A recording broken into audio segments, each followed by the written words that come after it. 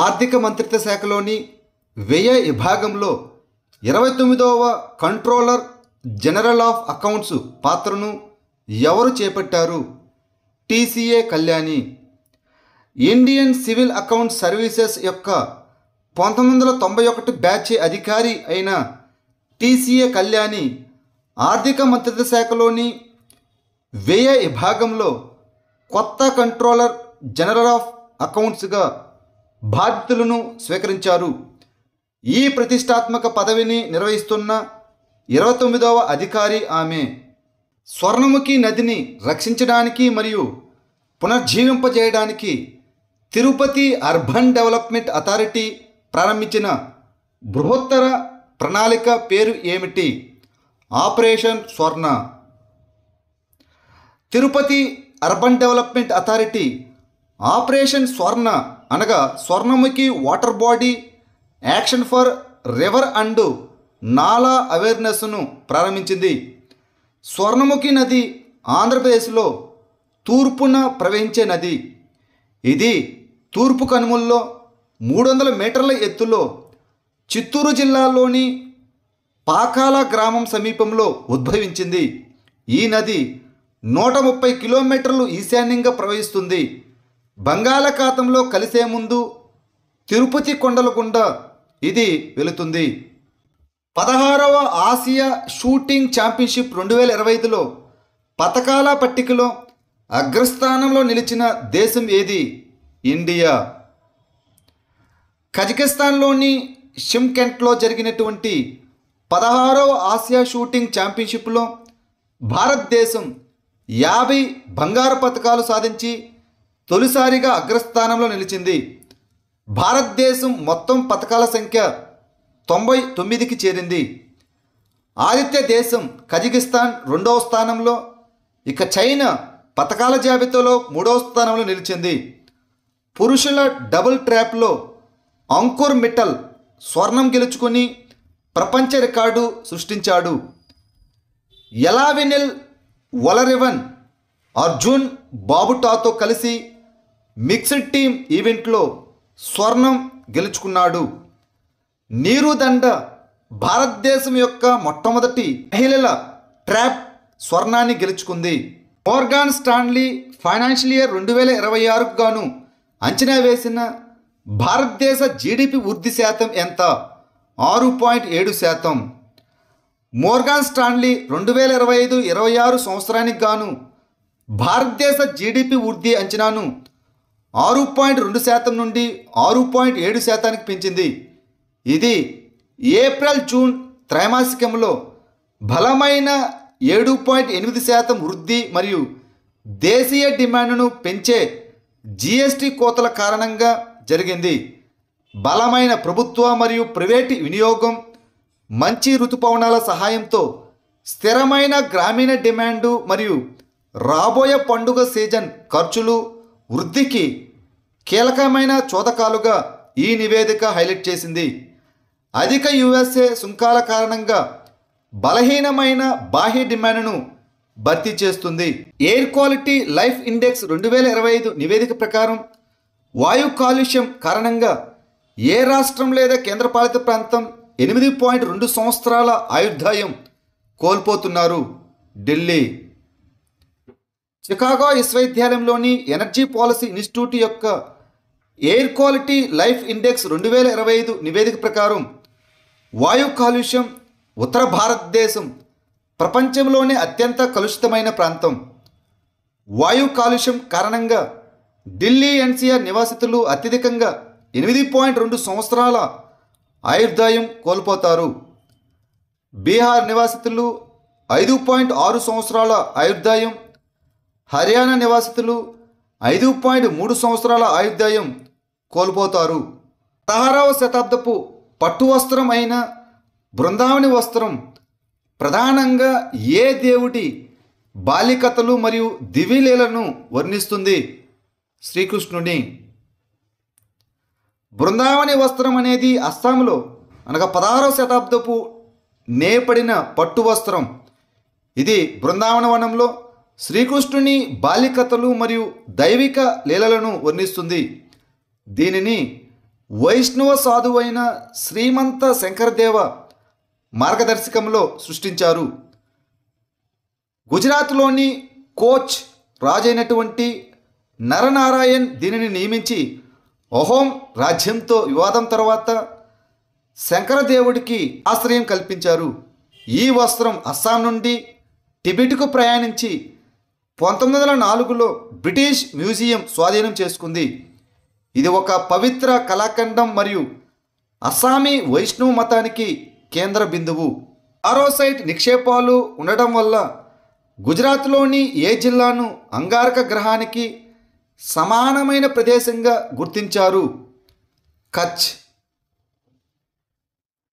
గుజరాత్లోని కచ్ జిల్లాలోని మారుమూల గ్రామమైన మతనోమద్ ఇస్రో యొక్క మంగళయాన్ 2 మిషన్కు పరీక్షా కేంద్రంగా ఉపయోగపడవచ్చు. పరిశోధకులు మతనోమద్లోని జారోసైట్ ఖనిజం 55 మిలియన్ సంవత్సరాల పాలియోషన్ కాలం నాటిదని పేర్కొన్నారు.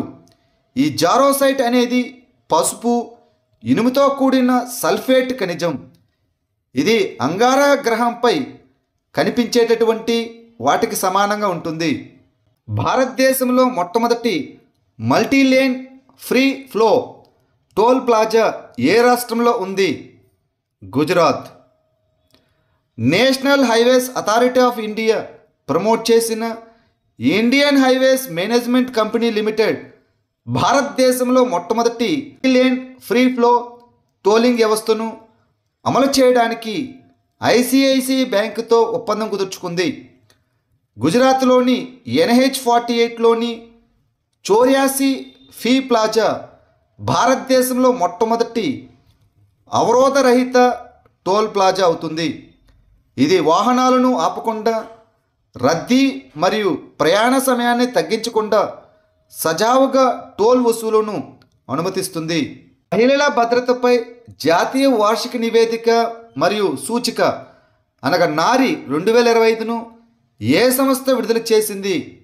జాతీయ మహిళా కమిషన్ NCW. జాతీయ మహిళా కమిషన్ విడుదల చేసిన జాతీయ వార్షిక నివేదిక మరియు మహిళా భద్రత సూచిక 2025 ప్రకారం 40% మంది మహిళలు సురక్షితంగా భావిస్తున్నారు. 60% మంది మహిళలు సురక్షితంగా ఉన్నట్లు భావిస్తున్నారు. కోహిమా, విశాఖపట్నం, భువనేశ్వర్, ఐజ్వాల్, గ్యాంగ్టక్, ఈటానగర్ మరియు ముంబై అత్యంత సురక్షితమైన నగరాలు. ఈ నివేదిక మహిళల భద్రతను శారీరక, మానసిక, ఆర్థిక మరియు డిజిటల్ భద్రతతో కూడిన అభివృద్ధి సమస్యగా రూపొందిస్తుంది. ఇంక్లూజన్ ఇంటర్నేషనల్ వరల్డ్ కాంగ్రెస్ 2025 యొక్క 18వ ఎడిషన్కు ఆతిథ్యం ఇచ్చే నగరం ఏది? Sharjah, United Arab Emirates. షార్జాలోని ఎక్స్పో సెంటర్ షార్జాలో సెప్టెంబర్ 15 నుంచి 17 వరకు 18వ edition inclusion international world congress 2025 జరగనుంది. ఈ కార్యక్రమం మనం కలిసి పనిచేస్తాం, వీఆర్ ఇంక్లూజన్ అనే థీమ్తో జరగనుంది. 70 కంటే ఎక్కువ దేశాల నుండి పాల్గొనేవారు సమ్మిళిత విద్య, వ్యవస్థాగత సంస్కరణలు, న్యాయవాదం, ఆరోగ్య సంరక్షణ, చట్టపరమైన హక్కులు, ఉపాధి మరియు సమాజ భాగస్వామ్యం గురించి చర్చిస్తారు. 2026 బ్యాడ్మింటన్ ప్రపంచ ఛాంపియన్షిప్లకు ఆతిథ్యం ఇచ్చే భారతీయ నగరం ఏది? న్యూఢిల్లీ. న్యూఢిల్లీ ఆగస్టు 2026లో బ్యాడ్మింటన్ ప్రపంచ ఛాంపియన్షిప్లకు ఆతిథ్యం ఇవ్వనుంది. ప్యారిస్లో జరిగే 2025 ఛాంపియన్షిప్ల ముగింపు వేడుకల సందర్భంగా బ్యాడ్మింటన్ ప్రపంచ సమైక్య BWF ప్రకటించింది. ఛాంపియన్షిప్లు 17 సంవత్సరాల తర్వాత భారతదేశానికి మరియు 4 సంవత్సరాల తర్వాత ఆసియాకు తిరిగి వస్తాయి. ఈ ఈవెంటు చివరిసారిగా భారతదేశంలో 2009లో హైదరాబాదులో జరిగింది. భారత సైన్యం నిర్వహించిన వ్యాయామం యుద్ధ్ కౌశల్ 3.0 ఎక్కడ జరిగింది? అరుణాచల్ ప్రదేశ్. భారత సైన్యం అరుణాచల్ ప్రదేశ్లోని ఎత్తైన కమింగ్ ప్రాంతంలో యుద్ధ కౌశల్ 3.0 అనే వ్యాయామం నిర్వహించింది. ఈ వ్యాయామం తీవ్రమైన హిమాలయ పరిస్థితుల్లో తదుపరి తరం యుద్ధానికి సంసిద్ధతను ప్రదర్శించింది. స్వీడిష్ రక్షణ సంస్థ అయిన సాబ్ అభివృద్ధి చేసిన నింబ్రిక్స్ ఏ రకమైన క్షిపణి కౌంటర్ మానవరహిత విమాన వ్యవస్థ క్షిపణి. స్వీడిష్ రక్షణ సంస్థ అయిన సాబ్ నింబ్రిక్స్ అనే కొత్త క్షిపణిని అభివృద్ధి చేస్తున్నట్లు ప్రకటించింది. నింబ్రిక్స్ అనేది చిన్న మానవరహిత వైమానిక వాహనాలను లక్ష్యంగా చేసుకోవడానికి రూపొందించబడిన కౌంటర్ మానవరహిత విమాన వ్యవస్థ క్షిపణి. ఇది 5 కిలోమీటర్ల వరకు పరిధి కలిగిన ఫైర్ అండ్ ఫర్గాట్ గైడెడ్ క్షిపణి. పిల్లి పుత్తూర్ మేఘమలై టైగర్ రిజర్వ్ ఏ రాష్ట్రంలో ఉంది? తమిళనాడు. తమిళనాడులోని తేని జిల్లాలోని శ్రీవిల్లిపుత్తూర్ మేఘమలై టైగర్ రిజర్వ్ లోపల అనధికార రోడ్డు నిర్మాణం మరియు మరమ్మతుల గురించి ఇటీవల ఆందోళనలు తలెత్తాయి. ఈ శ్రీవిల్లిపుత్తూర్ గ్లిచిడ్ స్పైరల్ వన్యప్రాణుల అభయారణ్యం మరియు మేఘమలై వన్యప్రాణుల అభయారణ్యం విలీనం ద్వారా ఇది ఫిబ్రవరి 2021లో సృష్టించబడింది. ఇది నీటి వనరుల కోసం వైగై, సురులియారు మరియు సముగ నది వంటి నదులపై ఆధారపడి ఉంటుంది. మైత్రి అనే వ్యాయామం భారతదేశం మరియు ఏ దేశం మధ్య ఉమ్మడి సైనిక వ్యాయామం? థాయిలాండ్. మైత్రి ఎక్సర్సైజ్ యొక్క 14వ ఎడిషన్ మేఘాలయలోని ఉమ్రేలోని జాయింట్ ట్రైనింగ్ నోడ్లో ప్రారంభమైంది. ఈ మైత్రి ఎక్సర్సైజ్ అనేది భారతదేశం మరియు థాయిలాండ్ మధ్య 2006లో ప్రారంభించబడిన ఉమ్మడి సైనిక వ్యాయామం. 13వ ఎడిషన్ థాయిలాండ్లోని తక్ ప్రావిన్స్లోని ఫోర్ట్ వచిరప్రకాన్లో జరిగింది. భారత సైన్యాన్ని మద్రాస్ రెజిమెంట్ యొక్క బెటాలియన్ ప్రాతినిధ్యం వహిస్తుంది. ఆర్బిటర్ మిషన్ ఏ 2 అంతరిక్ష సంస్థలు సంయుక్తంగా నిర్వహించాయి? యూరోపియన్ స్పేస్ ఏజెన్సీ మరియు జాతీయ aeronautics and space administration NASA. European space agency నాసాతో కలిసి సంయుక్తంగా చేపట్టిన సోలార్ ఆర్బిటర్ మిషన్ సూర్యుడిని నిశితంగా అధ్యయనం చేయడానికి 2020లో ప్రారంభించబడింది.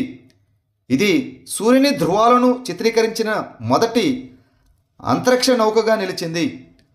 సూర్యుని 11 సంవత్సరాల అయస్కాంత చక్రం, కరోనా తాపన, సౌర గాలి నిర్మాణం మరియు త్వరణాన్ని అధ్యయనం చేయడం ఈ మిషన్ యొక్క లక్ష్యం.